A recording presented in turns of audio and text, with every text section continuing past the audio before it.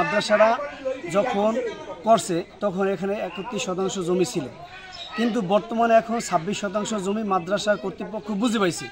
আর 5% জমির জন্য Patuakhali accident office বিভিন্ন অফিসে আমরা আবেদন জানাইছি যে আমাদের জমিটা যাতে আমরা সব পরিপূর্ণ বুঝতে পাই। মাপ ছাড়াই তারা এটা করতে গেছে যখন এই 24শে জুলাই, এর আগে মাপ হয়েছে, কিন্তু 24শে জুলাই মাপ ছাড়াই তারা চাচ্ছিল যে এটাকে আগের মাপ অনুযায়ী এইভাবে মানে কোনো গোলেমালে বুঝিয়ে দিয়ে চলে যাবে।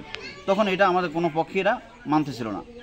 আমরা মানতেছিলাম যে ঠিক আছে কমপক্ষে এই ঝগড়া বিবাদ মিটে যাক, কিন্তু আমাদের প্রতিপক্ষ যারা আছে তারা তাদের এখানে যেখানে যে পর্যন্ত ম্যাপ দিয়েছে আমাদের ইউনো স্যারে এবং এসিডেন্ট স্যারে, ওখানেও তারা পিলার কাটতে দেয় নাই।